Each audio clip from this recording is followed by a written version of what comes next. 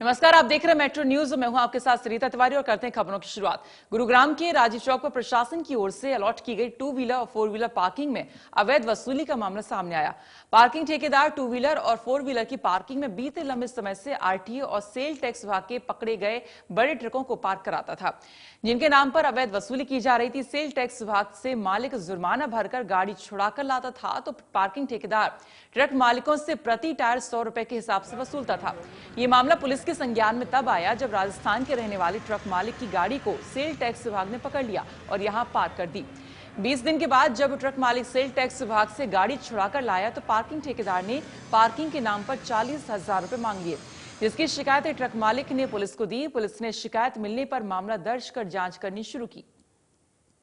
ये यहाँ राजीव चौक के पास एक पार्किंग है जो डिस्ट्रिक्ट एडमिनिस्ट्रेशन की तरफ से अलॉट की हुई है और उसमें गाड़ियाँ पार्क होती हैं, जिसमें एक अभय सिंह नाम के व्यक्ति की गाड़ी कोई आरटीए ने बंद की थी और वहाँ खड़ी करवाई थी। तो उसका उन्होंने जो उनका तय रेट था उससे ज़्यादा का बिल बना के लगभग 40,000 रुपये उनसे ले लिए कुछ दिन के खड़ी करने के लिए ही। तो उसके संबंध में अभय सिंह ने थाना शिवाजी नगर में शिकायत दी है कि मेरे से ये एक्सटॉर्शन किया गया है, ये मनी। तो हमने उसके संबंध में 384-34 के तहत जो पार्किंग का ओनर है उसके खिलाफ केस रजिस्टर कर लिया है।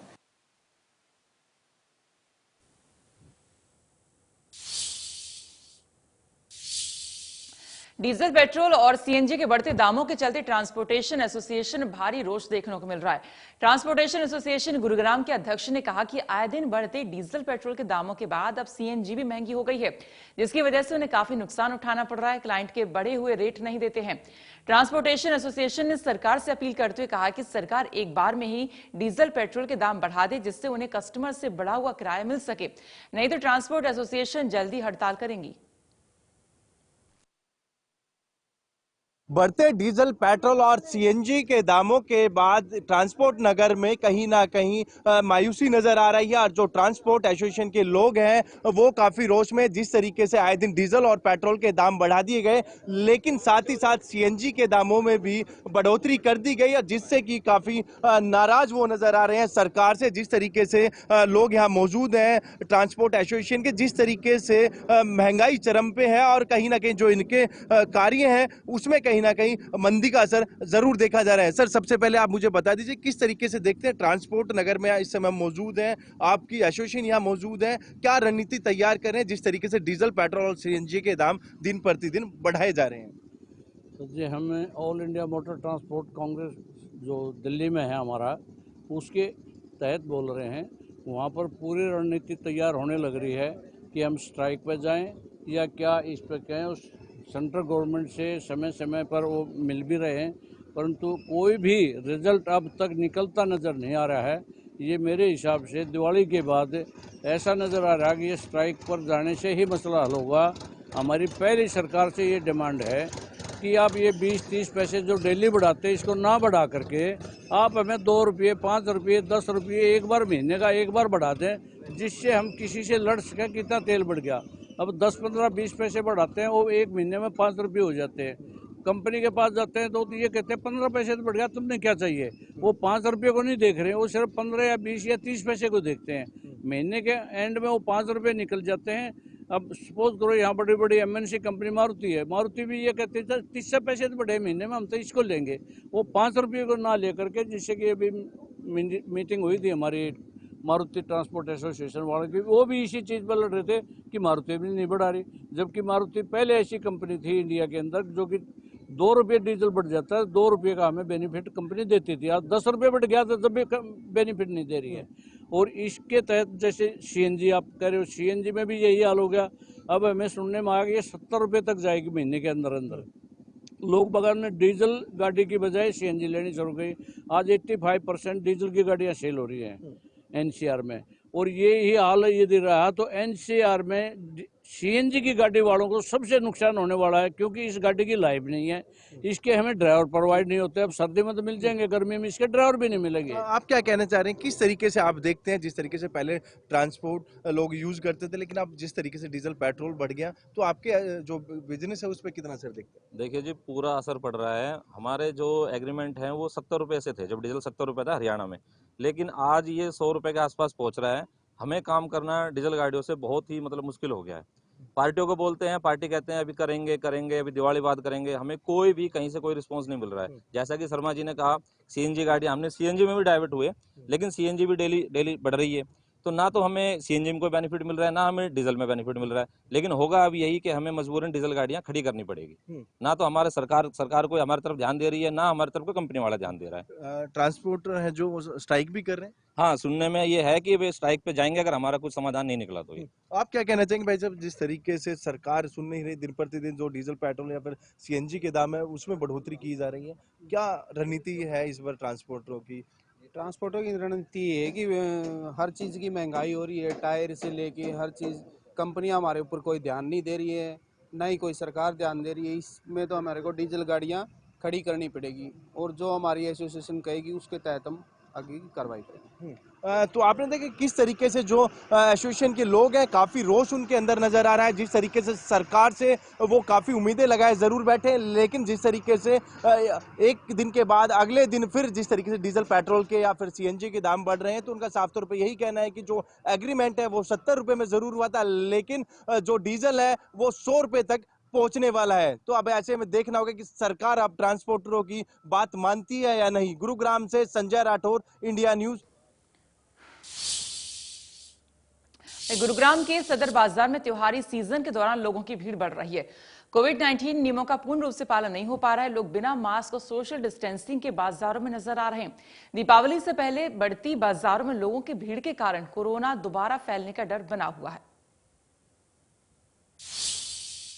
दिवाली के त्योहार के दौरान जहां महंगाई ने आम आदमी की कमर तोड़ रखी है, चाहे हम पेट्रोल की बात करें, चाहे डीजल की बात करें, चाहे सब्जियों की बात करें, फल फ्रूट की बात करें, ऐसे में जो लोग हैं वो गुरुग्राम में त्योहारी सीजन शुरू होते कोरोना संक्रमण एक बार फिर से परेशानी बनता जा रहा है। तो वहीं 5 साल के बाद डेंगू के पॉजिटिव मामलों ने 200 के आंकड़े को पार कर खतरनाक होते जा रहे हैं।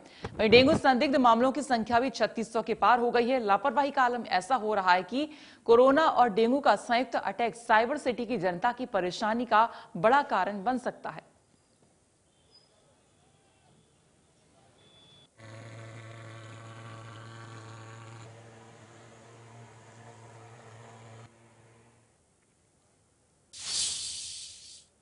गुरुग्राम में खुले में नमाज पढ़ने को लेकर लगातार विवाद बढ़ता ही जा रहा है। हिंदू संगठन की तरफ से लगातार इसका विरोध जताया जा रहा है और इसी कड़ी में मंगलवार को विश्व हिंदू परिषद की तरफ से जिला उपायुक्त को ज्ञापन सौंपा गया है कि यदि खुले में नमाज पढ़ने दी गई तो कोई भी अप्रिय घटना घट सकती है और जिसका जिम्मेदार खुद प्रशासन होगा। प्रशासनिक अधिकारी के कोई हस्ताक्षर नहीं है, ऐसी कोई लिस्ट जारी नहीं हुई। केवल 35 जगह रमजान में सुविधानुसार, वो टेम्परेरी फेज था, वो निकल गया। उसके बाद आज हम विनम्रता से चेतावनी देकर आए हैं। उसको चेतावनी कहिए, उसको कोई शब्द हम दे सकते हैं, क्योंकि हम उग्र रूप धारण नहीं कर रहे हैं। हमने कहा किसी भी सूरत में किसी एक स्थान पर भी जो सार्वजनिक है, वो नगर निगम का है, वो भारत सरकार का है, वो हरियाणा सरकार का है, ऐसे किसी स्थान पर भी नमाज अदा करने के कार्यक्रम को हम नहीं चलने देंगे, नहीं चलने देंगे। हिंदू समाज, हिंदू संगठन इसको कतई बर्दाश्त नहीं करेगा। शांति बनी रहे, सौहार्द बना रहे, ये जिम्मेवारी अब प्रशासन की है, हरियाणा सरकार की है।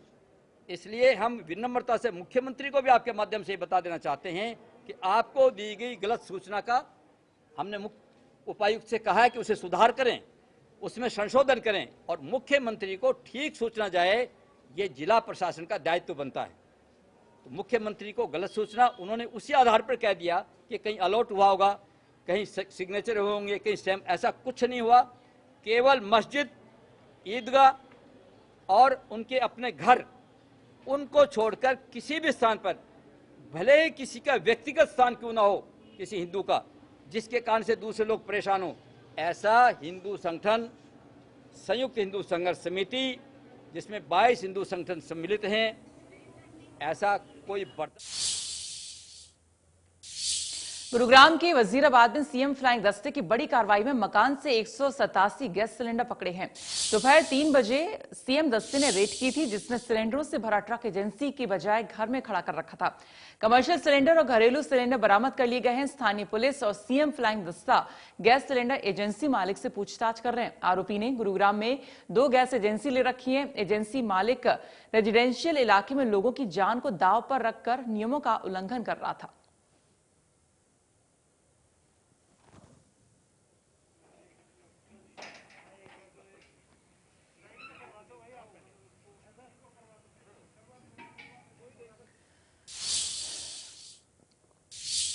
गुरुग्राम के स्वास्थ्य विभाग में आउटसोर्स पर कर्मचारियों ने कार्यरत किया है। कर्मचारियों की बीते कई महीनों से तनख्वाह नहीं मिलने से जीना मुहाल हो गया है।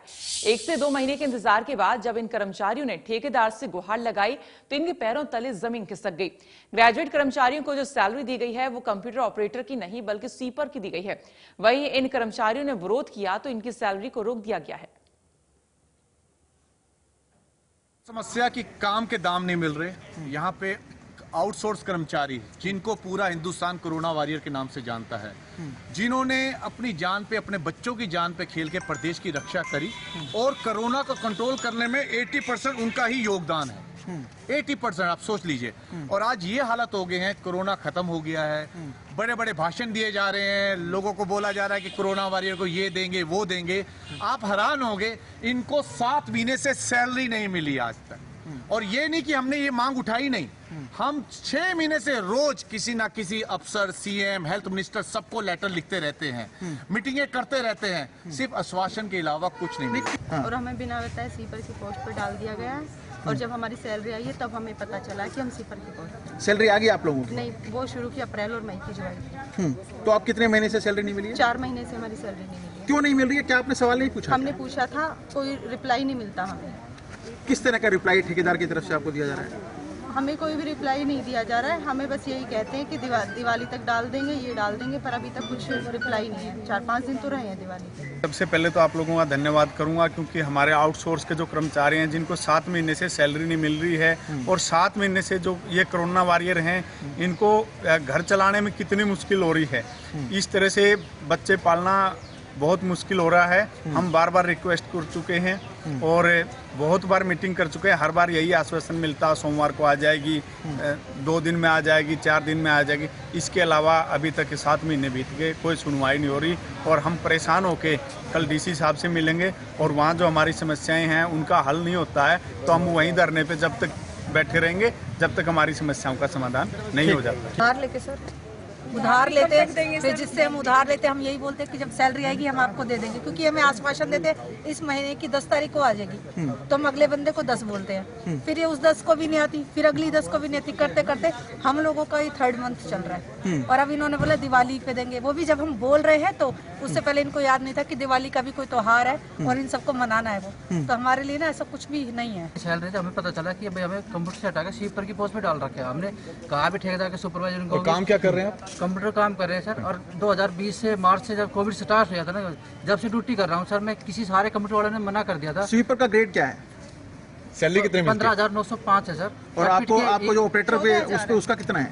उसका 23,225 रुपये है सर। यानी कि ये कहीं ना कहीं गड़बड़ कर रखी है। गड़बड़ कर रखी है सर। गुरुग्राम में बदमाश इतने बेखौफ हो गए हैं कि पुलिस कमिश्नर ऑफिस से महज 200 मीटर की दूरी पर ही लूटपाट के इरादे से अंधाधुंध फायरिंग की वारदात को अंजाम दे देते हैं और बड़ी ही आसानी से फरार भी हो जाते हैं। ऐसी एक वारदात सोमवार शाम करीब 9 बजे गुरुग्राम के सोहना चौक के पास हुई, जब बदमाशों ने वाइन शॉप पर लूटपाट के इरादे से ताबड़तोड़ फायरिंग कर दी और बड़ी आसानी से वहां से फरार हो गए। पहले एक बंदा इनके पास आया, इनको बियर दी, बोले बियर दे दे, 500 दिया। उन्होंने 500 दिया, बियर से निकाली, खुली देने के लिए तैयार हुए। एक इधर से आगे ना धक्का मार के इस पर झपटने लगे। तो 3 बार में पहले उन्होंने फायर वहीं से किया, फिर तीनों बाहर उबार गए। तीनों हाथ में करते वो थे, पिस्टल पता की थी, पिस्टल थी, और तीनों ने वो फायर करते हुए हैं। एक गोली यहाँ लगी थी, एक गोली इसमें अंदर पार गई है, एक इसमें लगी हुई है, एक यहाँ लगी थी। कितने लोग थे? वो चार थे। गाड़ी थी लॉन्ग साइड में, वहाँ से गाड़ी कट करके जब से यहाँ से चले गए लूट के कैश को, जब ये खम्मा खड़ा यहाँ से वो गाड़ी में बैठ गए। बस कॉल आया था सेलमैन का, उसने बोला जी ऐसे ऐसे गोलियाँ चल गई और हमारा जो कैश वैश है ना वो लूट के ले गई वे।